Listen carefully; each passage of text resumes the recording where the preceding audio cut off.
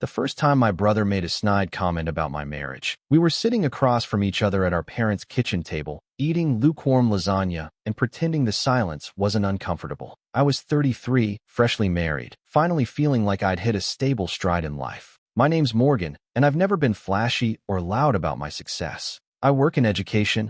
More specifically, I'm a high school guidance counselor. It's not a glamorous job, and no, it doesn't come with a corner office or a six-figure salary, but I'm good at it. I like helping kids figure out who they want to be. That matters to me.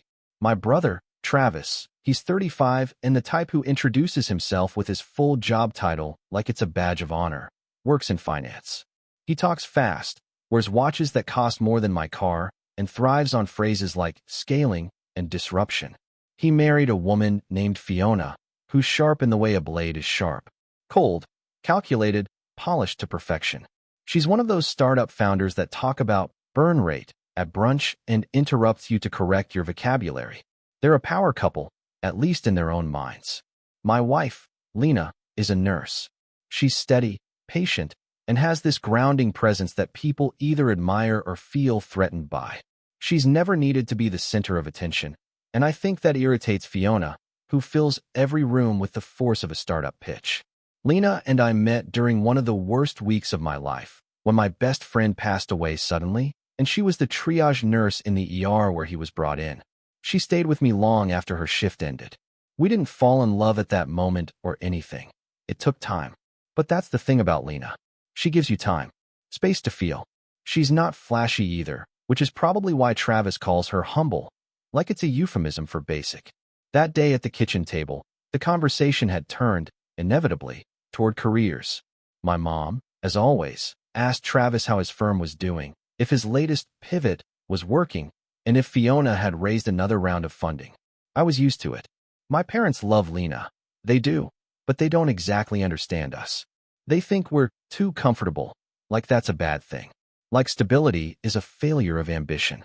Travis had just finished bragging about Fiona's app, something about automating HR for remote teams, or whatever, when he turned to me and grinned that grin that always makes my stomach twist. So, Morgan, how's the school counseling gig? Still convincing kids not to major in art history. His tone was light, but the dig was clear. I smiled tightly. Yeah, one kid wants to be a sculptor. Told me he was inspired by Fiona's grind set. I told him to aim higher. Travis laughed too loudly. Nice. Maybe he'll start a ceramic subscription box and raise $2 million by the end of high school. I didn't respond. I never really do. Not because I don't have comebacks, but because I know how this game goes. The more you react, the more you lose. But then he looked at Lena, who'd been quietly sipping her tea and scrolling through photos of the cat we'd just adopted, and dropped the line that would start it all. Gotta say, though, you really did marry below your league, huh? I mean, no offense, Lena. You're lovely. But you know what I mean. He chuckled, like we were all in on the joke. Guess you just needed someone low maintenance after all the chaos you used to date. There was this half-second pause in the room where I felt my jaw clench and my vision narrow just a little. My mom awkwardly cleared her throat, pretending she didn't hear it. My dad kept eating like he always does when things get tense. Lena didn't flinch. She just met his gaze and said, "Thanks for your input, Travis," with this cool, level tone that made him blink like he'd been slapped. I could have let it slide, but something in me twisted, broke a little. That comment, that arrogance, this wasn't just sibling teasing. This was disrespect. And not the playful, backhanded kind we'd exchanged as kids. No, this was different. He didn't see me. He didn't see Lena. We were props in his success story, minor characters in the epic of Travis and Fiona. I wish I could say that was the worst of it, but it wasn't. That was just the first crack in the dam. Over the next few months, things got weird. Fiona's startup began making headlines, not the good kind. Layoffs, missed revenue projections, a rumored investigation. Travis started showing up at my place more often, usually alone, always just passing through. I could tell he was off. Fidgety, less arrogant, but somehow more intense. Like he was holding something in, a slow-building panic he refused to name. He still made comments, but they got more desperate, more targeted. "Must be nice not having investors breathing down your neck," he'd mutter while we watched a game. Or, "I envy you, man. No one expects a counselor to make six figures, right? No pressure." Then came the day my parents showed up at my door unannounced. I was in the backyard, clipping the hedge and listening to a podcast when Lena poked her head out and said, "Your parents are here." No heads up, just rang the bell. My stomach dropped. They came bearing pastries and tight smiles. We sat on the patio, made small talk, and then my mom launched into it like she'd been rehearsing in the car. "Morgan, sweetheart, you know we've always been proud of your path.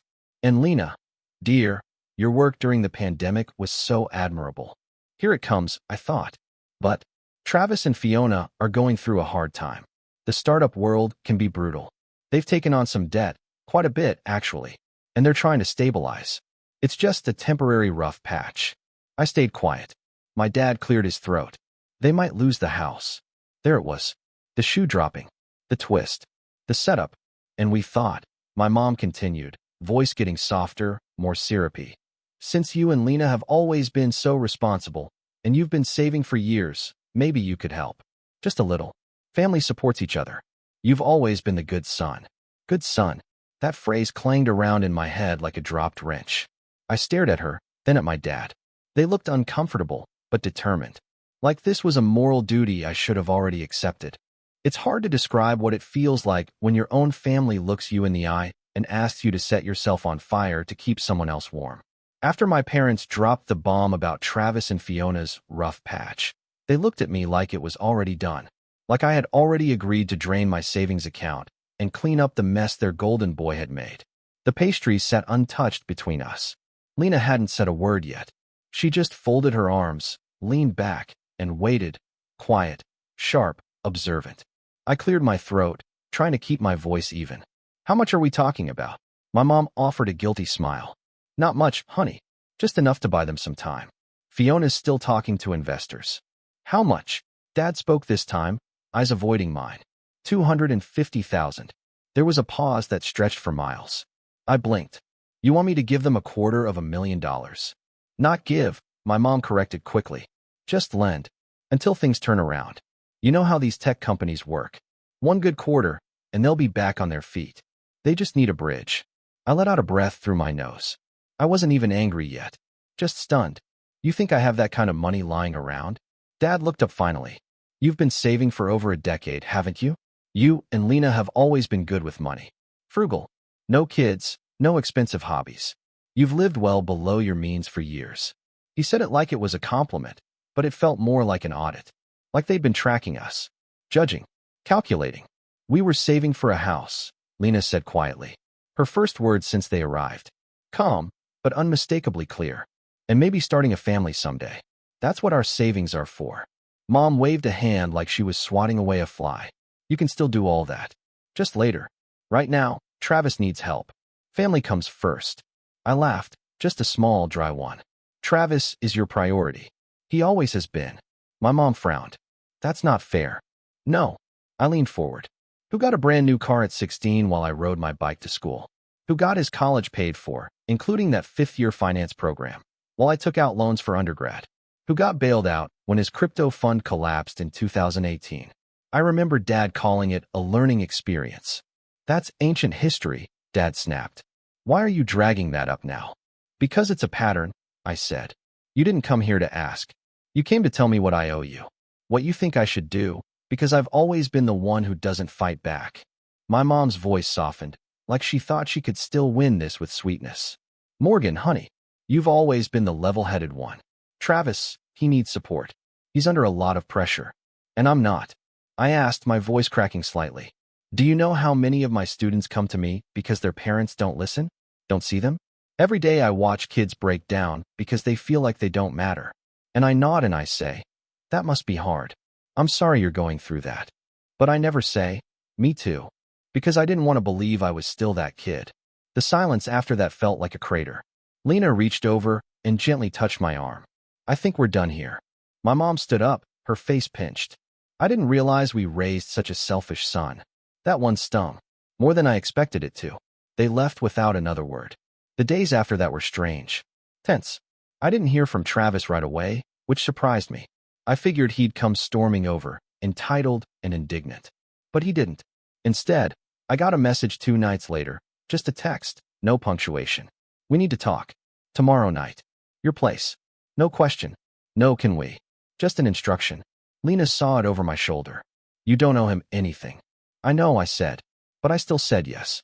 I don't know what I expected when he showed up. Maybe some half-hearted attempt at humility.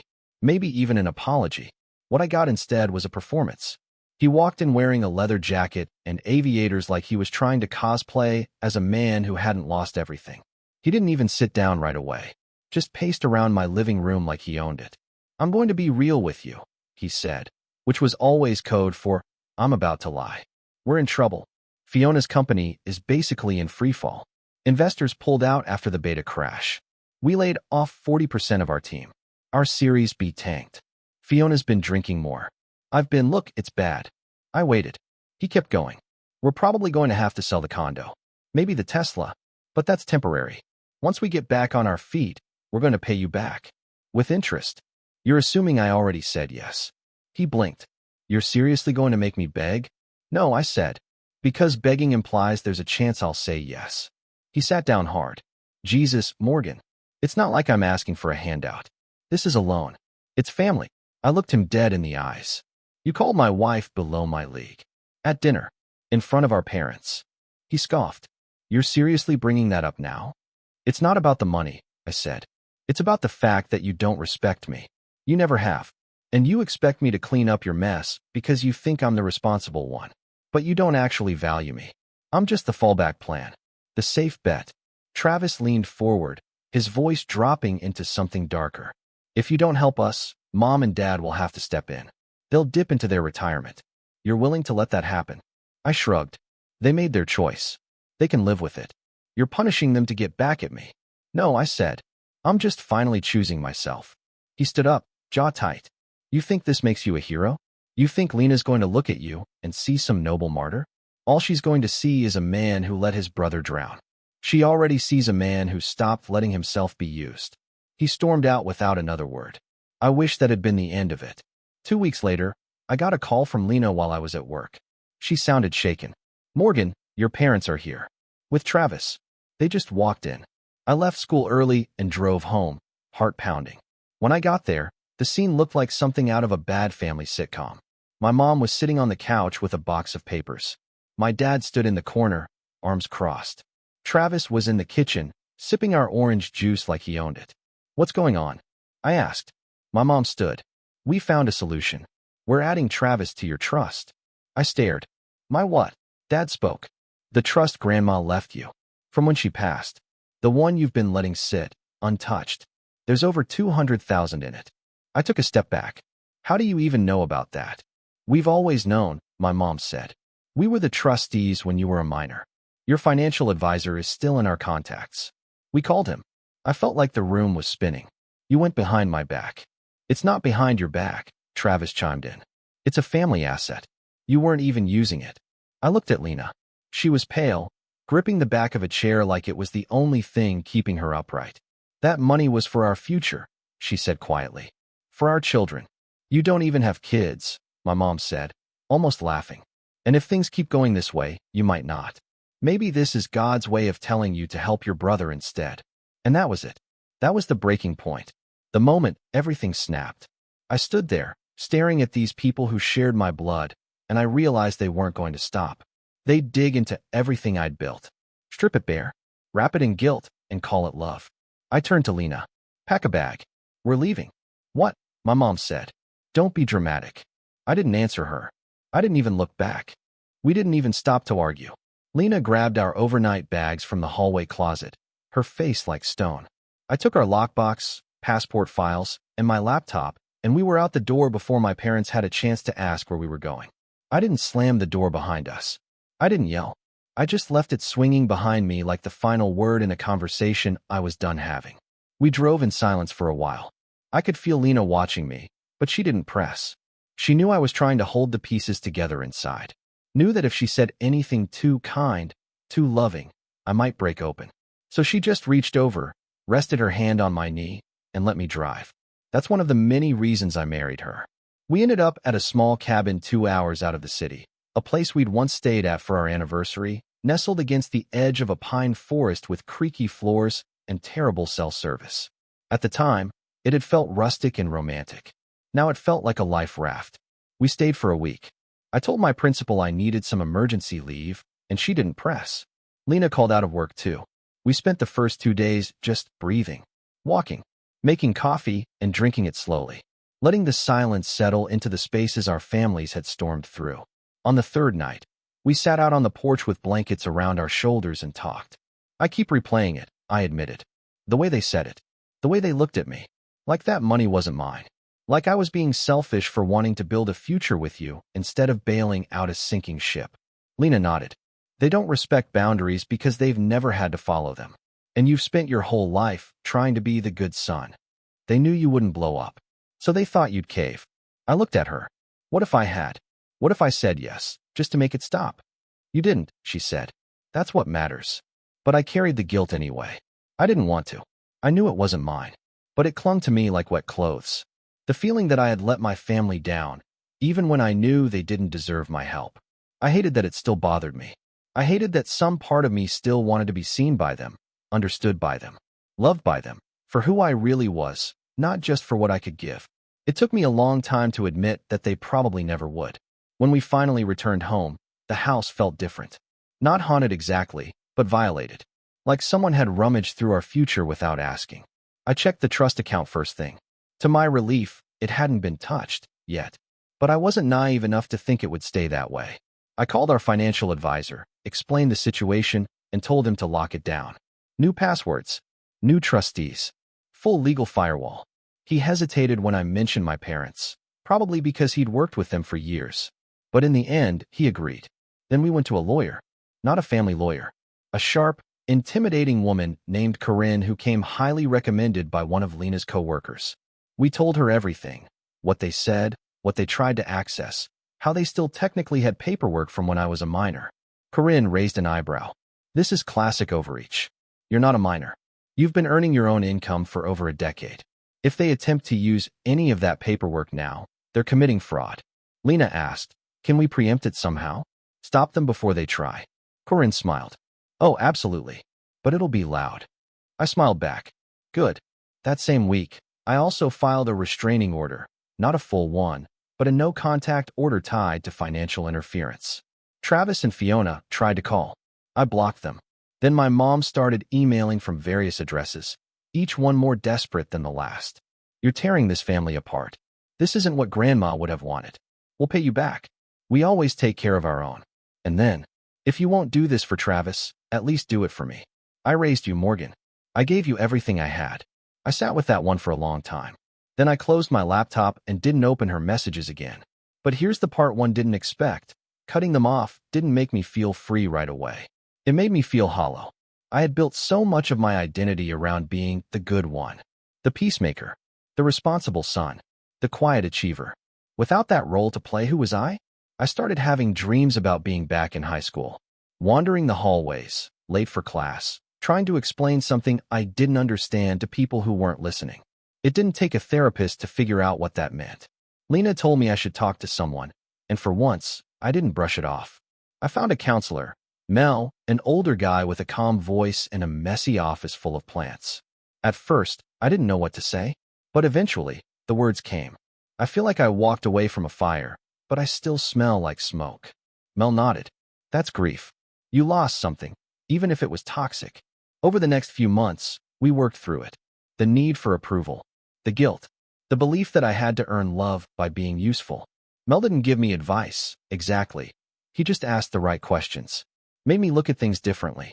At the same time, I started putting more energy into my work. Not in an obsessive way, not to prove anything, just with focus, with care. I started a new after-school program for seniors who didn't plan to go to college, helping them find jobs, internships, apprenticeships, giving them tools to build real lives. One kid, Elijah, pulled me aside one day and said, Mr. Morgan, no one's ever talked to me like I matter before. I drove home that night and cried in the car for 20 minutes. Not because I was sad, but because I realized I was finally living the life I wanted. The life I had built on purpose. Not for praise, not for approval, just because it mattered. Lena and I found a new financial advisor too. Someone independent. We reorganized everything. Our trust, our savings, our house plans.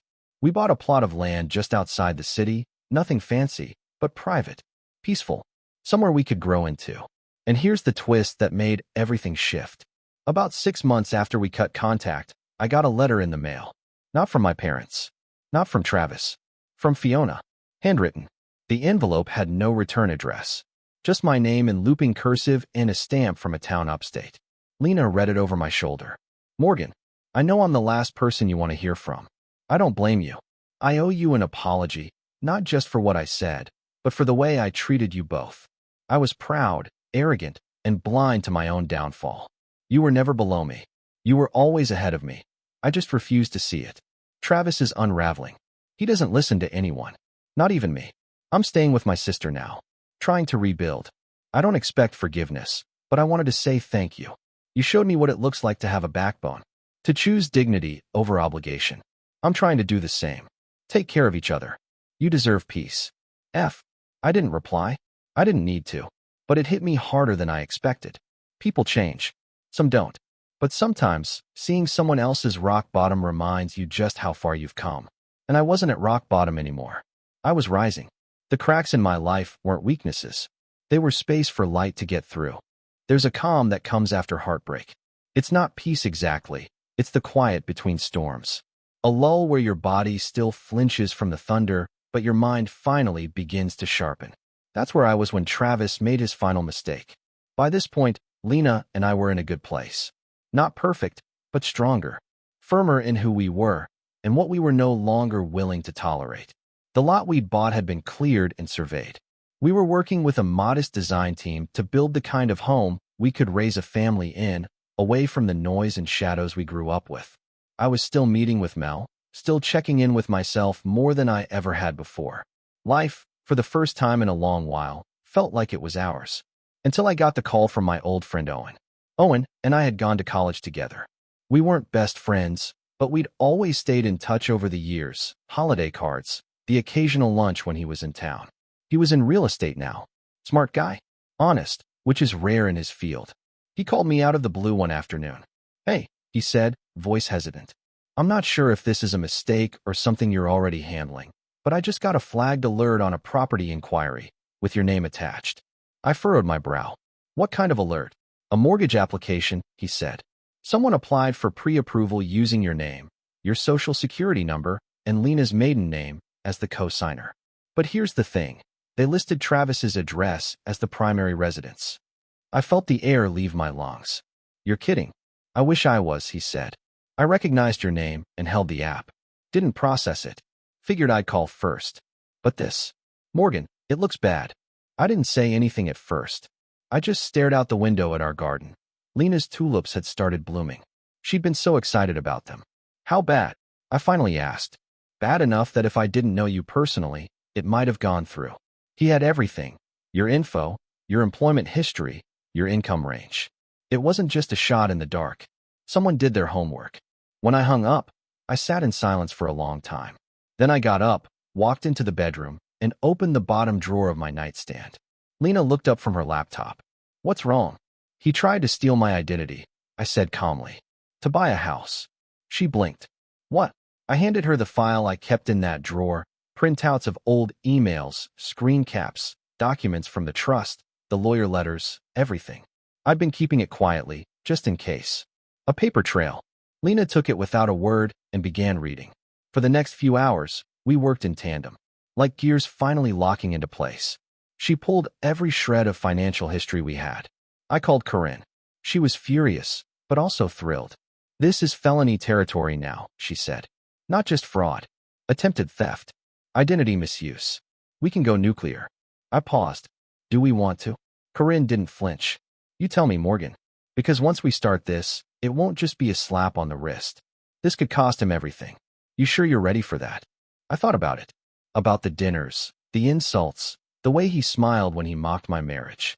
I thought about my parents, sitting in my house like it belonged to them, trying to open my trust like it was a family purse. I thought about Fiona's letter, and how even she had the decency to apologize. And I thought about the house Lena and I were building. A life. A future. I'm ready, I said. That night, Lena and I didn't just plan revenge. We engineered it. Step 1, We gathered allies. I called Owen again, asked him to save everything. He agreed, and not just because we were friends. This kind of fraud damages the entire market, he said. If he's done it once, he's probably done it before. We reached out to Mel, not because he could legally help, but because I needed someone to help me navigate the emotional weight. He reminded me to stay grounded. Revenge feels good in theory, he said. But what you really want is accountability. Make him own what he did. Then we contacted Fiona. I wasn't sure if she'd answer, but she picked up on the first ring. Her voice was quieter than I remembered. Less edge, more weight. Morgan, she said. I wondered if I'd ever hear from you again. We need to talk, I said. About Travis. She didn't ask why. She just said, I'll be there in 20 minutes. Fiona showed up wearing jeans and a faded hoodie, like someone trying to disappear into a new life. She looked tired, but clearer, like someone who'd finally stopped spinning the plates. We showed her what we had. Her face darkened. He's still using your name? She muttered. Unbelievable. He filed a mortgage application using my identity, I said. He planned to buy a house, probably to refinance the debt from your startup collapse. Fiona nodded slowly. That actually tracks. He's desperate. His credit is trashed. Investors are threatening legal action. I left before it got really bad, but I knew he was spiraling. Would you testify? Lena asked. If it came to that. Fiona didn't hesitate. Yes. Step 2. Set the trap. Corinne advised we give Travis just enough rope to hang himself with. Rather than confront him immediately, she suggested we let the application process advance just a bit further. Owen agreed to forward the request to underwriting, on paper, so it would trigger a second layer of verification. That's when Corinne's investigator stepped in. Within a week, we had screen recordings of Travis logging in under my name. Multiple IP addresses, geolocation data, even a phone call he made to a mortgage agent pretending to be me, voice shaky, but passable. It was damning. The final straw came when we discovered he'd opened a new line of credit using my name. Just a few $100s, probably a test run, but enough to be considered identity theft. Enough for prosecution.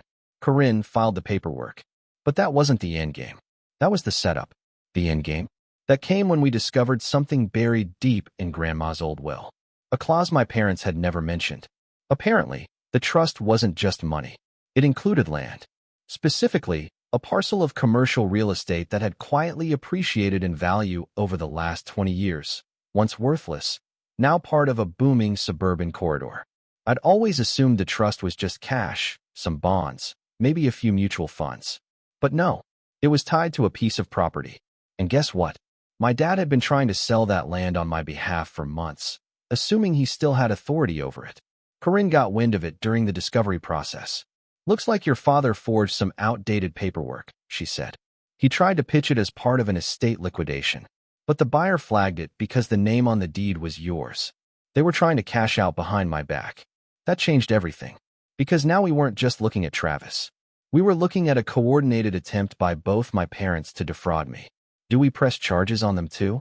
Lena asked. I didn't answer right away.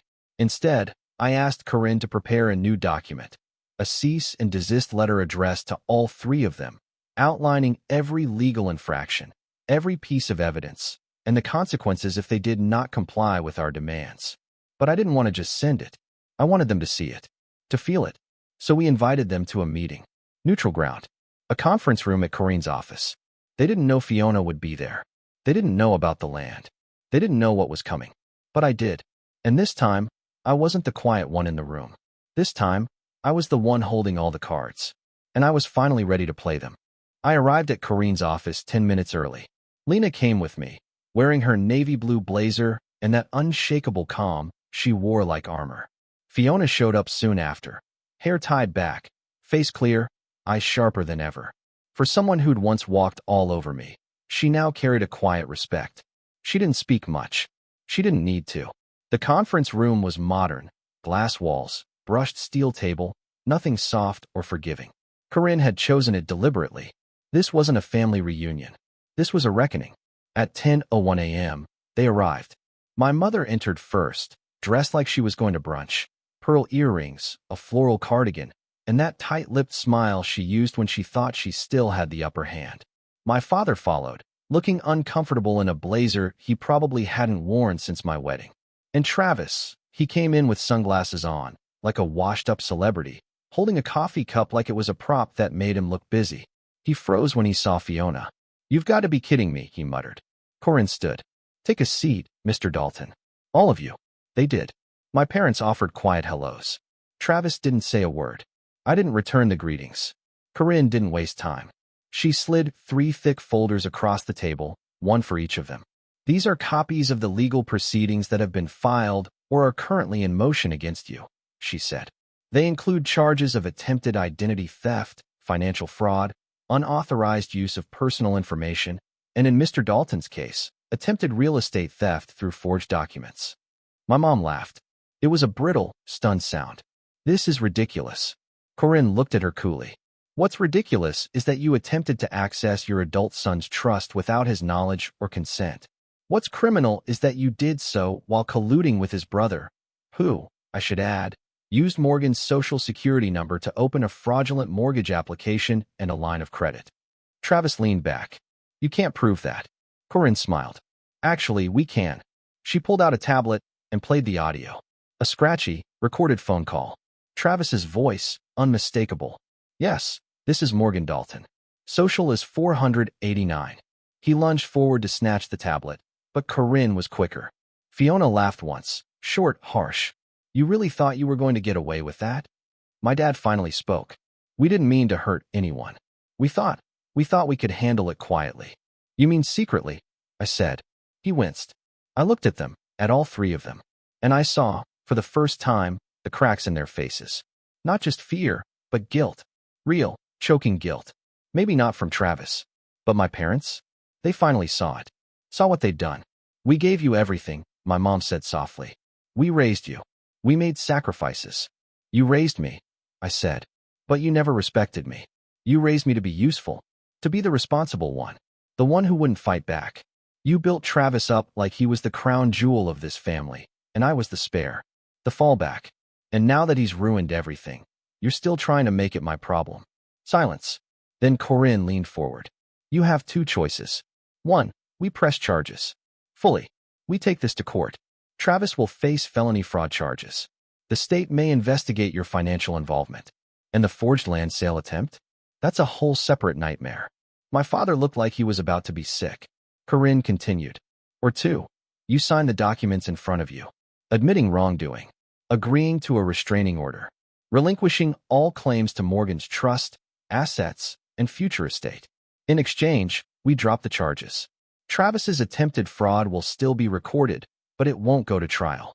However, he will be flagged permanently on federal credit and mortgage systems. He will never be able to apply for a loan again without it being investigated." My mom's hand shook as she reached for the pen. Travis stood up. "You're ruining my life." I looked at him, really looked at him. "No," I said. "You did that all by yourself." He stared at me, jaw tight. Then at Fiona. "You really helped them?" She met his gaze. "You called me a liability. Said I ruined everything. Maybe I did, but at least I owned it. You never own anything." He turned and stormed out. My parents signed the documents in silence. My mom didn't cry. Not then. But her hand trembled so badly she had to steady it with the other. When they left, I didn't follow them to the elevator. I didn't watch them go. Instead, I sat there in that glass room, the air finally still, and felt something shift inside me. Not satisfaction. Not vengeance. Closure. Lena reached over and took my hand. Corinne packed up the files.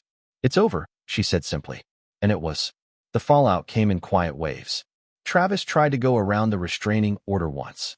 Sent a letter through a friend, asking for one last conversation. I sent it to Corinne. She had it buried. My parents faded out slowly. They sent birthday cards. No money inside. Just apologies. Small, trembling words that didn't undo the damage. I didn't write back. Fiona went on to get a job at a nonprofit startup hub. We heard through the grapevine she was doing well. She sent a letter one day, an actual letter, not an email, thanking us again for holding her accountable. Said she'd learned more in 6 months than she had in 6 years. Said if we ever needed anything, we had an ally for life. Lena and I broke ground on our house that fall. We kept it simple. A wide porch, an office overlooking the garden, a room for future kids, should they ever come. Peace, not perfection. On the day we moved in, I stood in the kitchen as the sun poured through the windows, and I thought about every insult, every lie, every moment I was made to feel small. And then I let it go. Not for them. For me. Because the best revenge isn't ruining someone else's life. It's building your own so beautifully. They can't look at it without remembering what they lost. And I never looked back. My name's Ryan. I'm 29, and I don't usually go around telling people how well I'm doing in life. I've always believed that if you have to brag about your success, it probably isn't real. So when my uncle made a snide comment about me over Sunday dinner, in front of everyone, I just smiled and let it slide. At least for the moment. My family has this tradition. Once a month, like clockwork, we all gather at my parents' house for a family dinner. It started out innocently enough a few years ago, just a way to stay connected. But over time, it's turned into more of a battleground of subtle jabs, passive-aggressive remarks, and the occasional not-so-subtle bragging. Especially when it comes to my cousin, Brandon. Brandon is 32, and ever since he started dabbling in real estate, the entire family acts like he's the second coming of Warren Buffett. He bought one duplex 3 years ago, got lucky with the market, flipped it, and suddenly he's the family's golden child. My uncle, his dad, is his biggest cheerleader. Every dinner turns into an episode of The Brandon Show, complete with anecdotes about his eye for good property and how young people should be more like him. I've learned to tune it out, mostly because I've been doing well on my own, just quietly. I run a small property management company that's grown steadily over the past 5 years. I started it after college with some saved-up cash, long nights, and more mistakes than I care to admit. I bought a couple of small rental units, learned the ropes the hard way, and reinvested everything. Today, I manage around 20 properties, some owned, some managed for other investors. But to my family, I'm still just Ryan, who works in housing or something.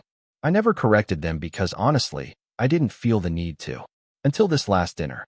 It was a cool evening in late October, the kind where the air has that hint of coming winter, and everyone was in the dining room, crammed around the oversized table my dad had custom-built back in the day.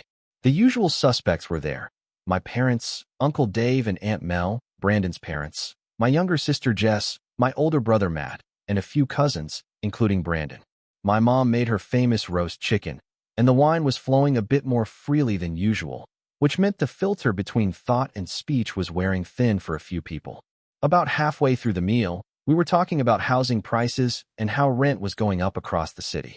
That's when Uncle Dave leaned back in his chair, glanced at me, and said with this smug little smirk, "You know, Ryan, you really ought to learn from Brandon's hustle. He's not just renting, he's building an empire." I paused mid-bite. It wasn't the first time he'd said something like that, but something about the tone, the timing, and the way everyone else around the table chuckled and nodded really hit me differently. Like I was the family slacker, the underachiever who couldn't quite figure life out, even though I was technically more involved in real estate than Brandon had ever been. Brandon chuckled too, clearly enjoying the moment. "Yeah, man," he added, between sips of Cabernet. "You should come shadow me sometime. I could teach you a thing or two about the game." I swallowed my food slowly, placed my fork down, and forced a smile. "Thanks, Brandon. I'll keep that in mind." No one caught the edge in my voice.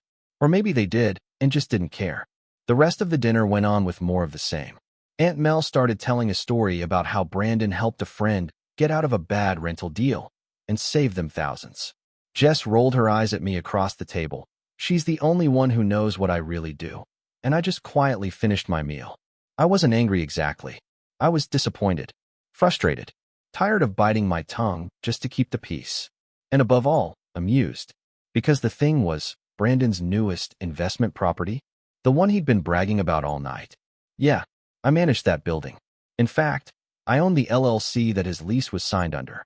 He'd rented it a few months back, and I guess he didn't bother reading the fine print or checking the company name.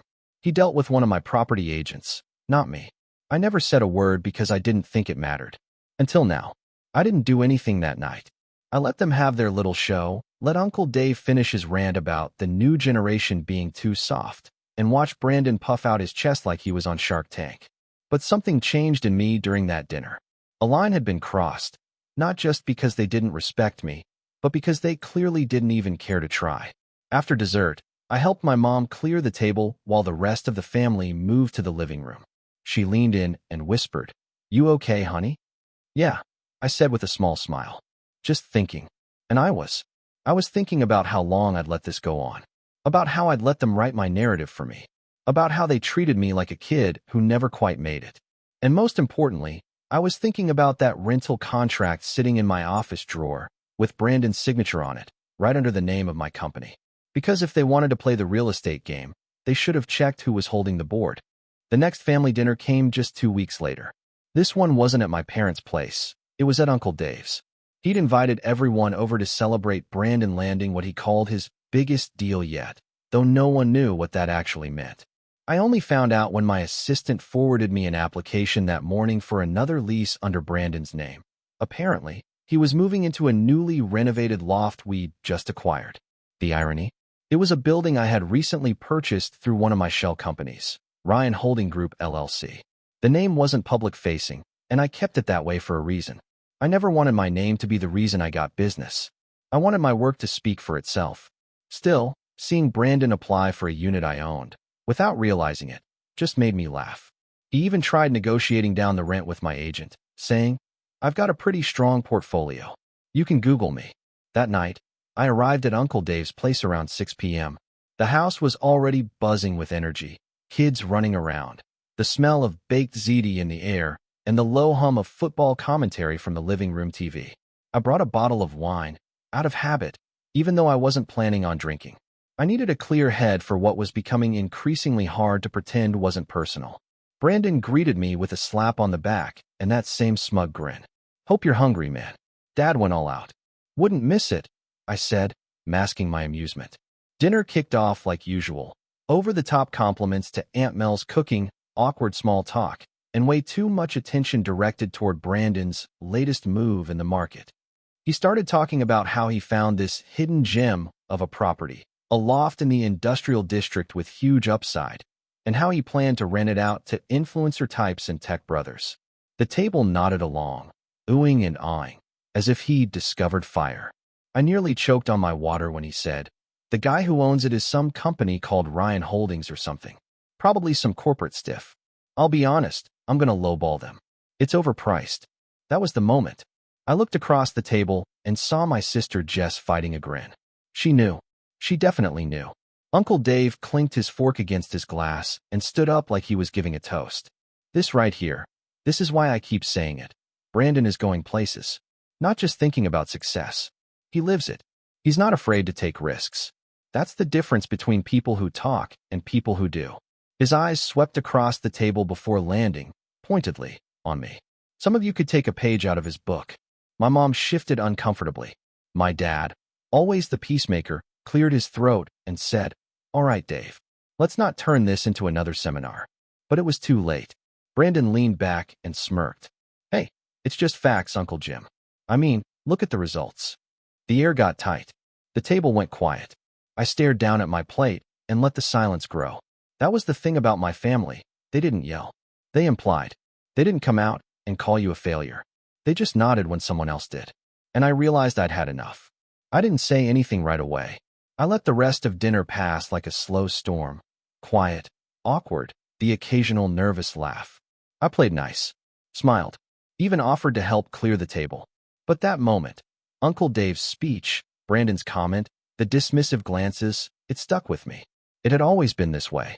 Every milestone I hit was met with a shrug, while every minor achievement Brandon stumbled upon was met with fanfare. It wasn't just favoritism. It was a story they were telling themselves.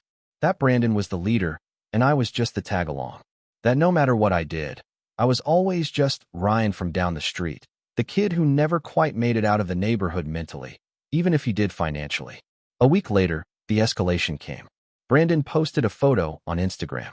Him, standing in front of my loft building, holding up a key like he'd just won the lottery. The caption? "Next venture. Think bigger." My DMs started lighting up almost immediately. Friends who knew the building recognized it and started sending me the post. One guy even messaged, "Didn't you just buy this building? What's he talking about?" That's when I started putting the plan together. See, I wasn't angry that he rented from me. Business is business. But what got to me was how my entire family, and Brandon himself, had spent the last few years acting like I was some deadbeat cousin who never got out of his own way. all while literally living under the roof I built. They wanted to keep playing the game of perception? Fine. I'd let the truth speak for itself, just not in the way they expected. I scheduled a routine inspection for the unit, something I did with all my new tenants. I personally tagged along, introduced myself as the owner of the company, and watched Brandon's face shift from smug to confused to pale in about 3 seconds. He played it off like he knew the whole time, made a few awkward jokes, but I didn't engage. I was polite, professional. "You'll find everything in order," he said quickly, trying to sound confident. "I'm sure I will," I replied. It's always interesting meeting people who rent from us without realizing who's behind the curtain. His laugh was hollow. "Yeah, small world." I left without saying more. I wanted him to sit with that.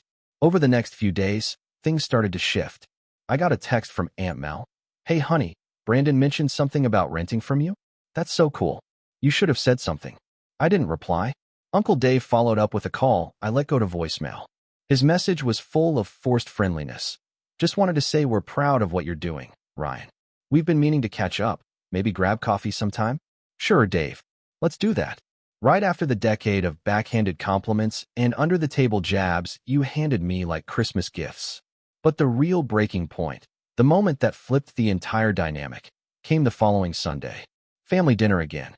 My parents this time. Everyone was there, and the energy was strange from the start. Tense, overly polite.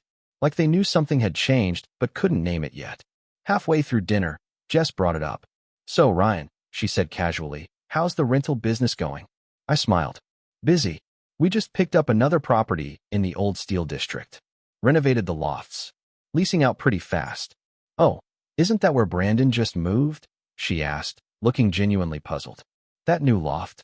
He said he got a great deal from some anonymous landlord." She used air quotes. Brandon stiffened. I watched his face try to stay neutral. He sipped his wine.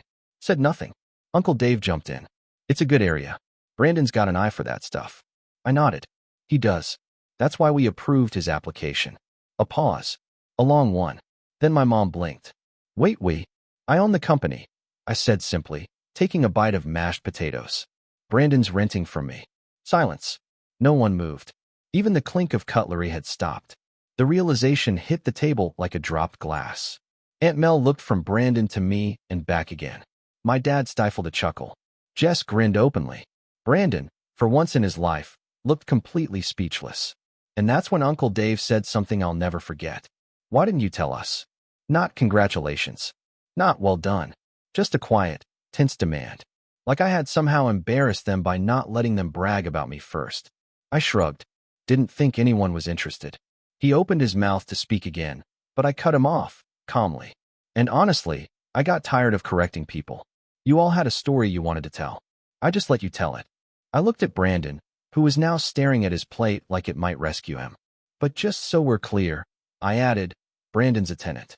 One of many. And I treat all my tenants fairly, whether they know me or not." The rest of the dinner was quiet.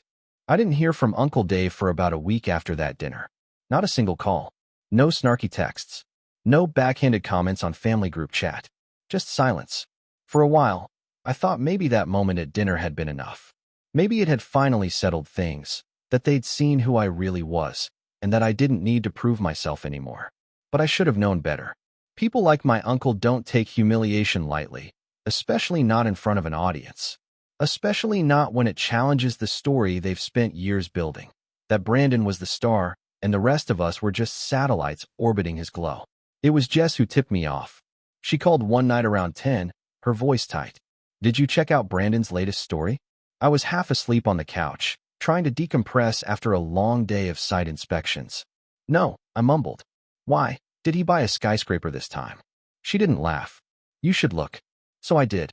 The story was simple, just Brandon standing in front of a for sale sign, smiling with his arm around a realtor I vaguely recognized. But the caption hit differently. Sometimes you gotta cut ties with shady people, even if they're family. We move forward with integrity. That wasn't just vague. That was aimed. I stared at it for a long time. The comments were full of the usual supporters, people who didn't know anything about the situation and just assumed he was making bold moves. A few were clearly aimed at me, though none said my name. Things like, "Good for you, man. Don't let bitter people ride your success, and not everyone's meant to be a leader." Jess sent me a screenshot of a private group chat she was still in with a couple of our cousins. Apparently, Uncle Dave had started spreading a new version of the story. The tale now went something like this. I'd been taking advantage of Brandon, overcharging him rent, bragging about owning the building, and acting like I was better than everyone. Word got around fast, as it always does in our family. Suddenly, I was the villain in a narrative I hadn't even known existed. It got worse. A week later, one of my property management partners reached out and said a rumor had been floating around that I was difficult to work with, that I mixed personal with professional and let petty grudges affect my business. Where's this coming from? I asked him over coffee. He shrugged. Someone in your circle, maybe. Don't know, but you might want to clean it up before it gets sticky. I was stunned. I'd worked hard, really hard, to keep my name clean, to build my company from the ground up. And now, all of a sudden, people were whispering behind my back. Partners hesitated. A bank even asked to review terms on a pending property loan. I could feel it. My reputation was being quietly chipped away, and I hadn't done a thing wrong. That's what made it so infuriating. Uncle Dave never came at me directly. That wasn't his style. He didn't want to fight me. He wanted to erase me, rewrite the narrative again, paint me as unstable, jealous, unprofessional, someone not worth trusting. And it started to work. Over the next month, 3 tenants broke lease early. One was a friend of Brandon's. Another was a guy who sent me an email with a snide little line at the end. No hard feelings, just going with someone more established. The third never said a word, just vanished, keys in the Dropbox. I started losing sleep. The stress piled up. Calls from lenders grew colder. My inbox filled with delays, reviews, reevaluations. Even my employees noticed. Are you okay? Asked Maya, my lead manager, one afternoon. You seemed off. I didn't know what to say. I didn't want to drag her into my mess. I'm just dealing with some personal stuff, I told her. It'll pass. But it didn't. By December, I was behind on a renovation deadline because a contractor suddenly got a better offer and walked off the job. Another property sale fell through because the buyer heard concerns about my business practices. No one said it was because of Brandon or Uncle Dave, but I wasn't stupid. I could trace the rot back to its root. And the worst part? My family believed it. Not all of them, but enough. My brother Matt stopped calling. My cousin Lily canceled a lunch we'd had planned. Even my mom started asking awkward questions. Did something happen with Dave? She asked me gently one night while we were putting away dishes. He said you were under a lot of stress. I looked at her and almost laughed. Yeah, I said. Because he's causing it. She frowned. Honey, he's family. No, Mom, I said quietly. He's a parasite. That conversation didn't go over well. A few days later, I wasn't invited to Brandon's holiday party. Not that I would have gone, but still. The message was loud and clear. I was being pushed out, frozen out, painted as unstable and jealous, all because I dared to succeed on my own terms. And for the first time in a long time, I felt like quitting. I'd spent 5 years building a business I was proud of. I kept it clean, ethical, efficient. I never took shortcuts. And yet, one toxic whisper campaign was enough to shake everything loose. There was a night in January, cold, bitter, one of those nights where the sky looks bruised and the world feels empty. I sat in my office staring at a spreadsheet of numbers, debts, leases, balances, and I seriously thought about selling it all. Just walking away. Let Brandon have the spotlight. Let Uncle Dave win. Let them all keep their illusion that I was the lesser one, the failure who couldn't hold it together. At least then I'd have peace.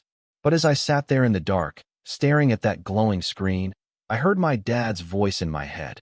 If you let someone else write your story, don't be surprised when you don't like the ending. That snapped something back into place. No, I wasn't going out like that.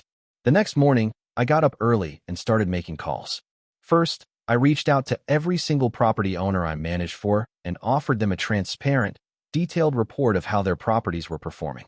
I reassured them, face to face if I had to, that nothing had changed. I met them at coffee shops, offices, even one guy's garage.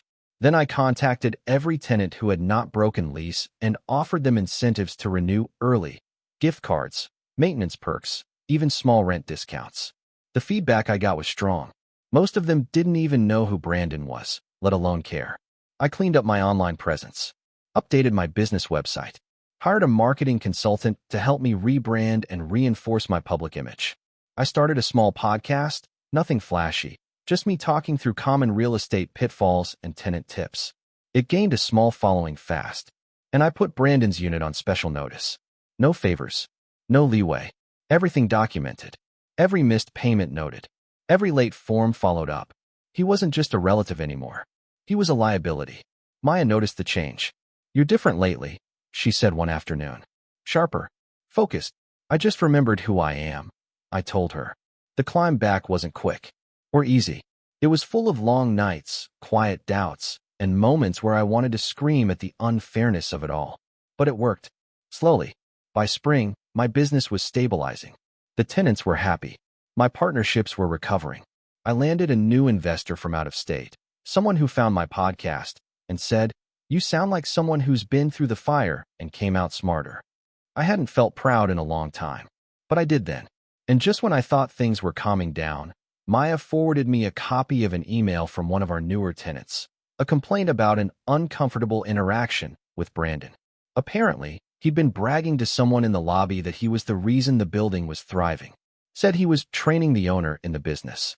He didn't realize the guy he was talking to was a reporter writing a piece on young entrepreneurs in real estate. Guess who the reporter contacted for a fact check? Me. And that gave me an idea. Not for revenge. Not yet. But for something better. Something public. Something they couldn't twist, erase, or pretend didn't happen. Because if Uncle Dave wanted to play the long game, if he wanted to keep rewriting the story, I was about to publish a chapter that would blow the whole narrative apart. And it all started with a phone call I made the next morning. The phone call I made that morning was to a man named Charles Kimball. He's a real estate journalist for a mid-sized regional business publication, Urban Grid. Not a national outlet, not some viral TikTok creator or clickbait blog, but an actual, respected writer with a track record of publishing deep dive features on up-and-coming developers, property management innovations, and the changing landscape of modern real estate. I'd met Charles once, a couple years ago, when he covered a story about a mixed-use development I'd helped turn around in a struggling neighborhood. He was fair, smart, and most importantly, thorough, which meant he did his homework. When I called, I wasn't planning to pitch some revenge piece or call Brandon out by name. That would have been petty and transparent. No, I was thinking much bigger. After some pleasantries, I said, "Charles, you ever think about doing a piece on the difference between flash and foundation in real estate?" He paused. "What do you mean?" "I mean, guys who know how to build long-term value versus guys who just talk loud, wear watches they haven't paid off, and call themselves moguls on Instagram." He laughed. "You got someone in mind?" I shrugged, even though he couldn't see me. "Maybe. But I think the real story is about how the next generation of real estate entrepreneurs is changing the game quietly, building sustainable portfolios, keeping things clean, ethical, efficient. You know, the boring stuff that actually lasts." He liked it. We scheduled a longer meeting for that Friday. In the meantime, I started preparing. The key to good revenge, real revenge, isn't about making someone suffer. It's about making the truth so undeniable, so public, and so unimpeachable that the lies just collapse under their own weight. So I started pulling receipts. I had documents, contracts, leases, signed forms. I had a trail showing 5 years of steady growth, strategic purchases, reinvestment, and tenant satisfaction. I had maintenance logs, occupancy rates, and financial statements. I even had glowing reviews from investors, tenants, and a few property owners who offered to speak on the record if needed. Brandon, from what I knew, he had 2 properties total. One he'd flipped, and another he'd rented, from me. Everything else was smoke and mirrors, built on vague social media posts, half-truths, and the backing of his father's reputation. But I didn't need to expose him directly. I just needed to contrast our paths. The day of the interview, I met Charles at a quiet cafe downtown. I wore a plain navy sweater, jeans, and a watch I'd had since college. Nothing flashy. No power move. Just me. He asked thoughtful questions. I gave thoughtful answers. We talked about the long game, about how real estate wasn't just about numbers. It was about people, about communities, about doing the right thing even when it wasn't profitable in the short term. "You've stayed pretty quiet over the years," he said toward the end. "Any reason why?" I nodded. "Because I didn't need to talk. I was building. And frankly, I didn't want to be confused with the loud ones. He smiled and closed his notebook. I think that says it all. The article was scheduled to run in 2 weeks. It wasn't going to be some viral takedown. It was going to be better. A quiet, professional profile piece that painted a picture of someone who did things the right way. Someone who built real value while others just post about it. While I waited, I kept reinforcing the groundwork. I met with a local podcast host who ran a show for young entrepreneurs. We recorded a 45-minute episode titled, From Scratch, Building Real Wealth Without Selling Your Soul. It was honest, vulnerable, and surprisingly popular. It started getting shared around LinkedIn and Reddit real estate forums. Then I contacted a friend who ran a local networking group for mid-level investors. I offered to host a free seminar on how to scale a rental portfolio ethically and sustainably. It sold out in a day. I didn't even charge. It wasn't about the money. It was about showing who I really was. Meanwhile, Brandon kept doing what Brandon does. More posts, more photo ops, more vague claims of big projects coming soon. But I noticed something. The engagement was dropping. The comments were more skeptical. One guy wrote, "Didn't you say you were buying this building months ago? Thought you were the landlord, not the tenant." Brandon deleted the comment, but the damage was there. The momentum was shifting. Quietly, I had one final move to make before the article dropped. And for that, I needed Jess. We met at a diner on the edge of town. She was already waiting with her usual iced coffee and sarcastic smirk. "I've seen that look before," she said as I sat down. "You're planning something." "Not planning. Positioning." I sipped my coffee. "I just need a favor." She leaned in, curious. "Okay, what kind of favor? You still have that group chat with the cousins?" She raised an eyebrow. "The one where half of them still think Brandon's going to be on Shark Tank any day now?" "Yeah, I want you to send them something. Not from me, from you." "What kind of something?" I pulled out a printed copy of Brandon's rental application. His signature, my company's name, the whole thing. I had redacted the sensitive info, just enough to prove a point. I also handed her a copy of the upcoming Urban Grid article. Charles had sent me an advanced PDF before publication. Jess's eyes scanned the pages, and her grin widened with every line. "Oh my God," she whispered. "This is brutal. It doesn't even say his name, but anyone who knows the family will know." I nodded. "Exactly. I'm not calling him out. I'm just letting people compare the myth to the reality." She looked at me for a long moment. "You know this won't end the way you think it will, right? Uncle Dave isn't going to back down. If anything, he'll double down. I'm counting on it." Because that was the real setup. I wasn't just trying to prove I was better. I was giving them a chance to overplay their hand. If Brandon or Uncle Dave came at me publicly after the article dropped, if they accused me of lying, bragging, whatever, it would only shine a bigger spotlight on the truth. And the truth was bulletproof. I had nothing to hide. They did. Jess sent the message 2 nights before the article went live. Just a casual, offhand comment in the group chat. "Wild how some of y'all rent from family without knowing. Even wilder how some of us build real stuff while others post about it. Anyway, check this out. Pretty cool read." Attached was the article PDF and the redacted rental doc. Brandon left the chat within the hour. Uncle Dave messaged Jess privately, saying she was being divisive. She didn't respond. The morning the article dropped, I woke up to a dozen emails and twice as many DMs. Some from tenants, some from business contacts, some from strangers. But one stood out. It was from a local investor group I'd tried to pitch 2 years ago. Back then, they passed, said I was too small. The message read, "Saw the article. We're impressed. Would love to talk again if you're still looking to expand your holdings." That same day, Maya walked into my office, her phone in hand. "You might want to see this," she said. She showed me Brandon's latest post. It was a selfie video. Shaky, nervous. No filters. "Just want to clear the air," he said. "There's been some weird stories going around. People trying to twist stuff, make themselves look good. I'm not here for drama. I'm here to build. And if you know me, you know my grind." The comments weren't kind. One read, "This feels like damage control, bro." Another, "You rent your building from your cousin and pretend you own it?" Yikes. But I didn't respond. Didn't comment. Didn't like. I just closed the app. Because the trap had been set. Brandon's shaky damage control video stayed up for about 12 hours before he deleted it. But the internet, of course, never forgets. Someone had screen recorded it and reposted it to a local entrepreneur subreddit with the title, "This guy says he's a real estate mogul. Turns out he rents from his cousin. The post exploded. Not viral by global standards, but enough to stir the pot in the city's tight-knit business scene. And the comments? Brutal. The truth was out. My name was out there now too, positively out there. That article Charles wrote kept circulating.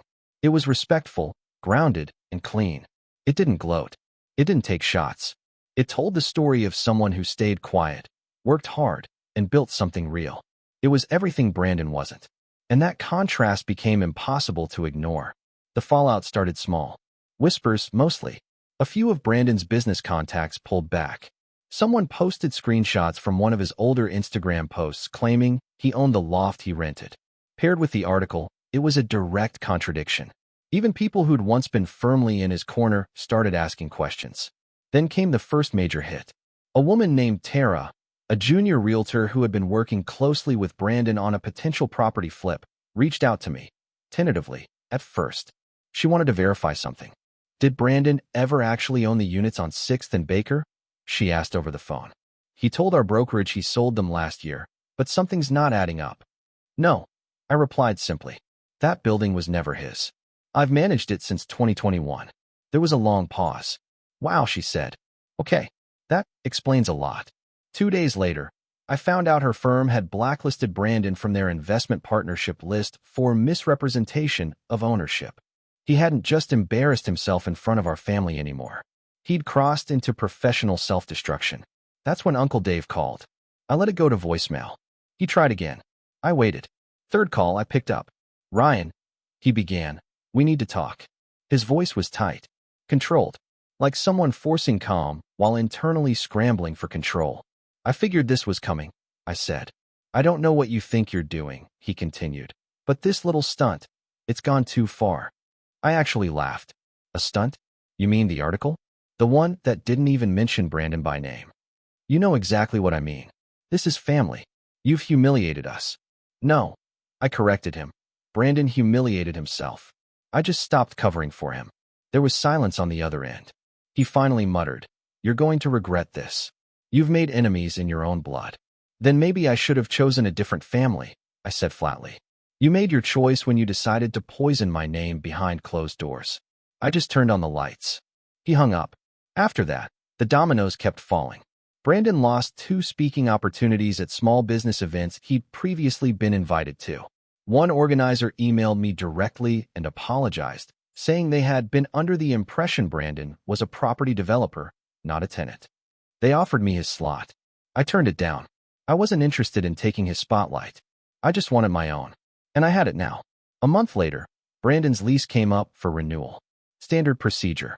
My property manager sent him the usual 60-day notice. Instead of renewing, he moved out quietly. No goodbye, no confrontation. Just vanished one morning, his apartment left half clean, keys in the Dropbox. It was almost sad. Almost. Because that wasn't the end of it. The final blow came during the summer. A major local investor group, City Stone, was hosting a networking panel called Next General Real Estate Leaders. It was a who's who of the region's most promising developers under 35. They reached out to me in May and asked if I'd be one of the headliners. I said yes. The event was held at a sleek downtown venue. Exposed brick, pendant lights, catered cocktails, the works. I wore the same watch I'd worn since college, stood at the podium, and told my story. How I started with a duplex and a borrowed truck. How I ate ramen for months to fund a renovation. How I stayed silent while people talked over me and down to me. And how I learned that sometimes the best revenge is just letting the truth breathe. Halfway through the Q&A session, someone in the back asked, How do you deal with competitors who misrepresent themselves to get ahead? I smiled. I let them. It's easier to be loud than good. But if you're really building something real, time will sort it out for you. The room clapped. That night, I walked out of the venue and checked my phone. Another voicemail from Uncle Dave. I deleted it without listening. Another missed call from Brandon. Deleted that too. I was done. The next time I saw any of them was at my cousin Lily's wedding. I showed up with Jess, who was now working part-time for my company managing our social outreach. Brandon was already there, sitting at the far table, quiet, barely making eye contact with anyone. Uncle Dave didn't speak to me. At one point, Jess leaned over and whispered, You realize he's basically a ghost now, right? I nodded. Yeah. Does it feel as good as you thought it would? I thought about it. Really thought about it. No, I said finally. It feels better. Because here's the truth. I didn't want Brandon to fail. I just wanted him, and everyone else, to stop pretending I already had. He made his choice. He built a castle out of smoke and mirrors. And when the wind came, it wasn't me who knocked it down. He just never built it on solid ground. So I didn't gloat. I didn't throw it in his face. I just lived. And that, more than anything else, was the revenge. Letting the truth stand tall while the lies crumbled on their own. A few weeks later, I got a letter from a local mentorship program asking if I'd be willing to volunteer as a speaker for young entrepreneurs. I said yes, because I had nothing left to prove. I had already won, and I never even raised my voice.